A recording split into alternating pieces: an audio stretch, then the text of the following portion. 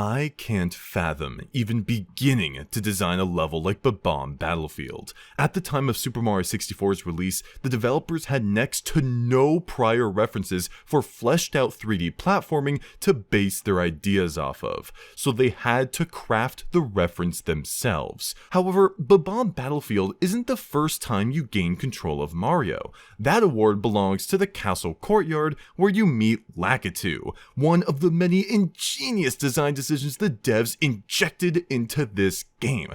They needed a way for people to understand how they're seeing the 3D world around them, so they made this news reporter Lakitu the camera because everyone knows how a good news reporter works. It's clever, it's intuitive, but most importantly, it's easy to understand. If you think I'm exaggerating the importance of this, then let me inform you that the devs found it necessary to put an infographic in the corner that shows you what the camera is doing at the time. And guess what? It's always present during gameplay.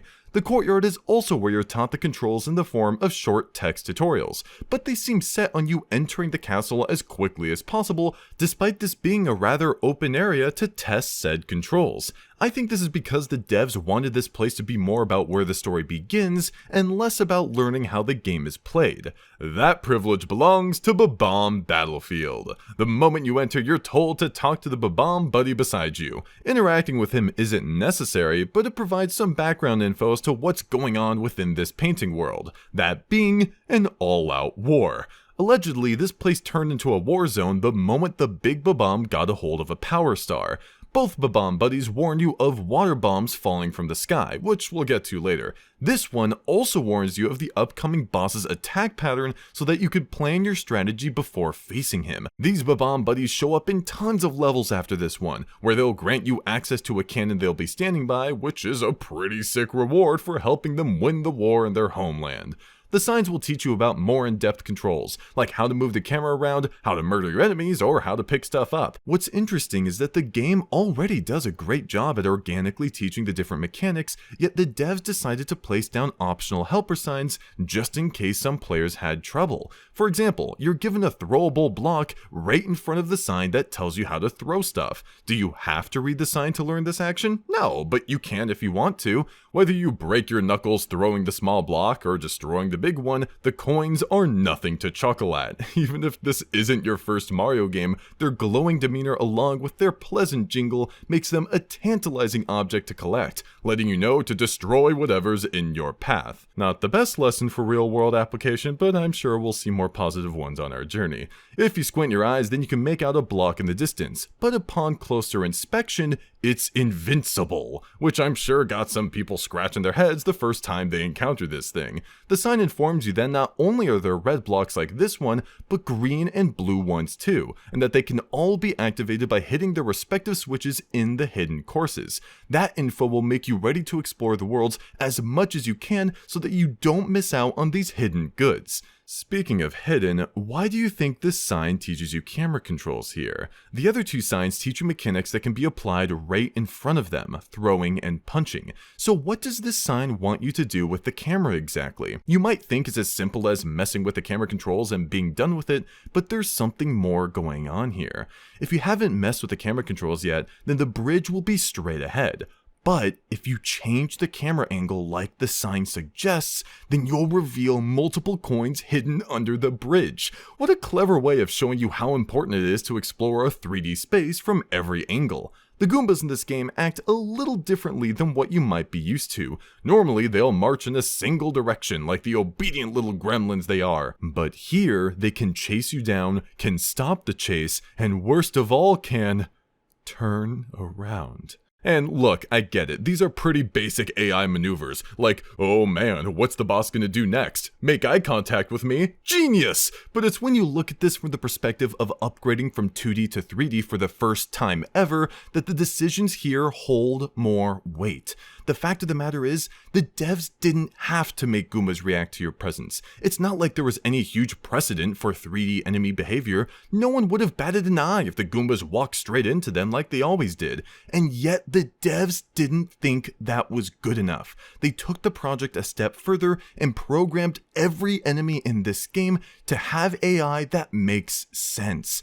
Yes, even the Bob-ombs that kamikaze you. What's great about these guys is how much different they are from the Goombas some feet away from them. Instead of being defeated by a punch, kick, ground pound, or any other attacking maneuver, their weakness is themselves. You've either got to run away until their fuse sets off, or grab and throw them to set their fuse off instantly. Two enemies with very different methods of defeating each one, showing how you've got to observe each foe and plan your attack accordingly. That advice couldn't apply any better than to the chain chomp. The sign warns that this bad boy is extremely dangerous and even suggests that you take a closer look at it to see just how scary it is. It also lets you know how red coins work, but we'll cover that later. The chain chomp, unlike previous enemies, cannot be defeated per se, which becomes painfully clear if you take a few jumps into its gaping fangs to no success. That's when you look at the post it's chained to, which restricts its movement. If you can't defeat this guy, then why fight him? A quick dash across the path or running around where there's more space is enough to avoid doom.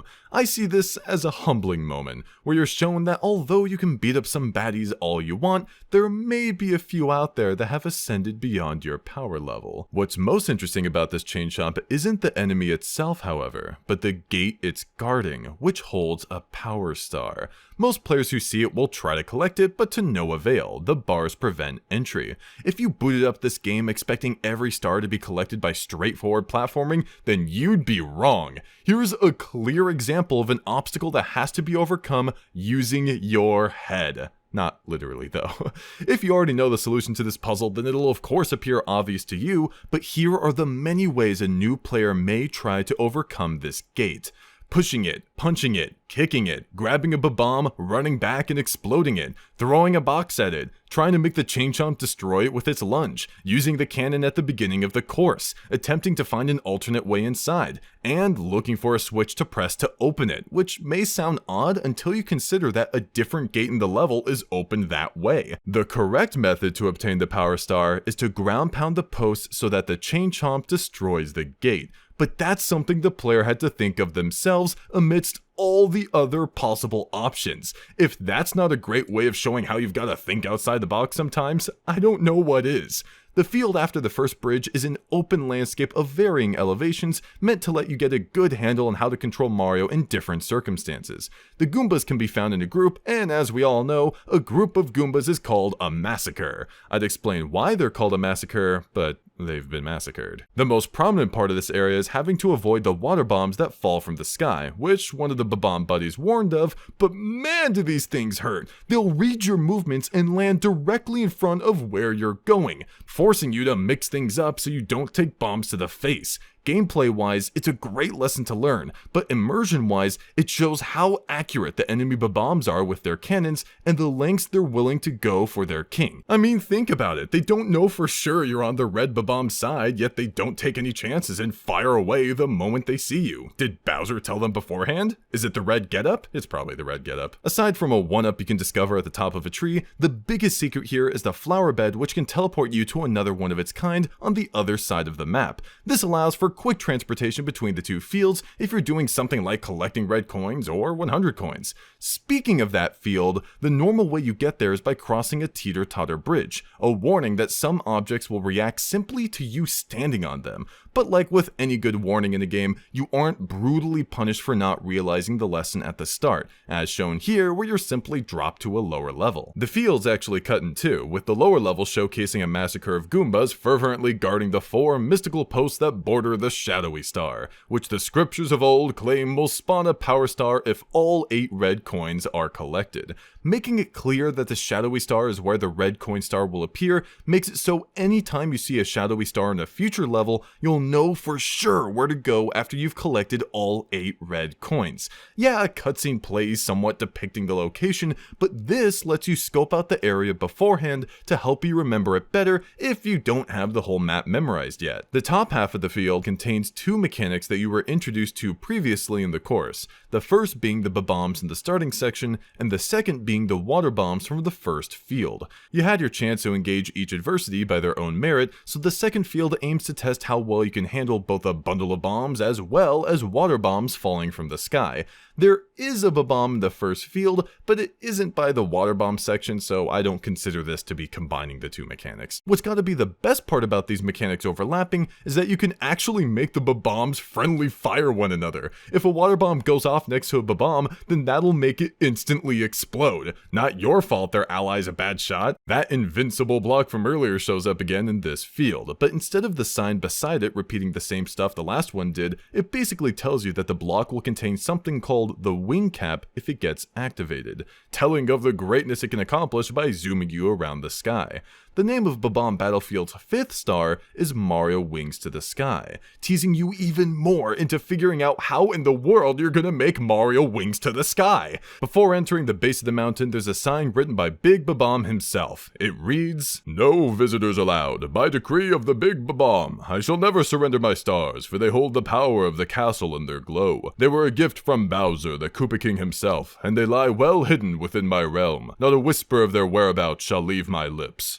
Oh, alright, perhaps one hint. Heed the star names at the beginning of the course. Players will tolerate and may enjoy simple explanations about the game they're playing, but mixing tutorials with the world itself, like how Big Bob-omb did here, is pretty great. It was charming and made its point in a timely manner, unlike most tutorial videos. The first pit you must conquer is literally a pit, with multiple cannonballs rolling around in it, showing you how their physics work before you encounter them in more dangerous situations.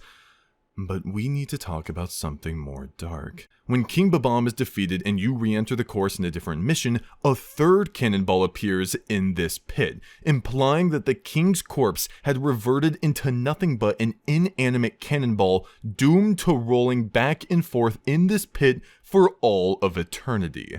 At least until he does other stuff like playing golf. But seriously, there's even a line from one of the Bob-omb buddies after the king's defeat that says he becomes nothing but a big dud.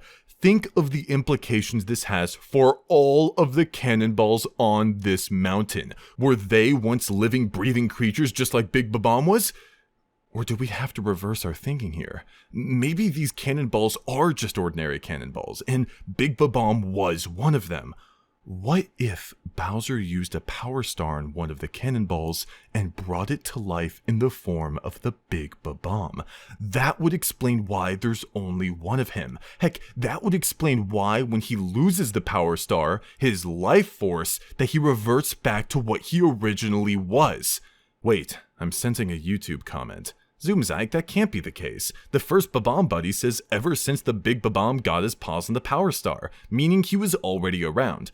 Good point, but have you considered this? My idea's way cooler, so it's canon now. Past the pit, you'll start to see cannonballs drop down from the crack and appear from around the corner. Regardless of where they came from, they'll end up rolling down the white slope and get destroyed upon hitting the wall at the bottom. The best part about these cannonballs is how much care went into the paths they take. The cannonballs that appear from around the corner can be found spawning from the lower hole of the mountain that's just a little ways further up the path. The cannonballs that fall from the crack reach it by spawning from the higher hole of the mountain that's near the apex of it. That's two different sets of cannonballs rolling down the mountain in their own set paths, complete with a clear spawn point and end point. Not only is it nice and easy to wrap your head around, it helps out with world building. Remember, this huge mountain is the base for the bad Bob-ombs to wage war upon the Bob-omb buddies, so it makes sense that they created this system for rolling down enormous cannonballs into enemy territory. You can even find a Bob-omb arming a cannon that's shooting water bombs. You know, those things that were locked onto you as you navigated those fields. Does this cannon have an actual impact on how or where the water bombs spawn? Not at all, but they want you to think it does because world building. At first, those water bombs were just annoyances, but to find out this is the Bob-omb that was shooting them at you, oh man, now it's personal. Scaling the mountain becomes more difficult as you ascend it because the path starts to narrow, making it harder to avoid the cannonballs rolling down it. As a reward for the progress you've made though, you can view the entire course at the top of the mountain, from where you spawned to where you began your trek upwards. And what's at the end of the journey? Who else but the big Bob-omb that lords over the realm and all those who inhabit it. Setting foot on the summit will grant you an expansive camera view to depict just how high up you are. The Mad King himself does nothing but stroke his mustache as he watches over the land. It's only when you get within a few steps of him that he acknowledges your presence. I'm the big Bob-omb, lord of all blasting matter, king of kabooms the world over. How dare you scale my mountain? By what right do you set foot on my imperial mountaintop? You may have eluded my guards, but you'll never escape my grasp, and you'll never take away my power star. I hereby challenge you, Mario. If you want the star I hold, you must prove yourself in battle. Can you pick me up from the back and hurl me to this royal turf? I think that you cannot.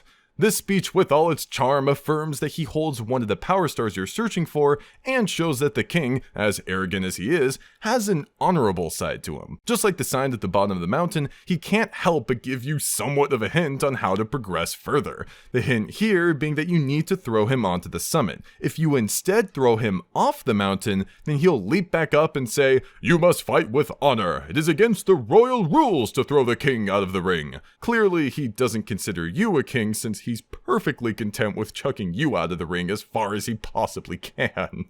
This fight's fairly easy, all things considered. You simply need to run around him, grab him from behind, and throw him the right way. Wait a minute, I seem to be getting a flash forward.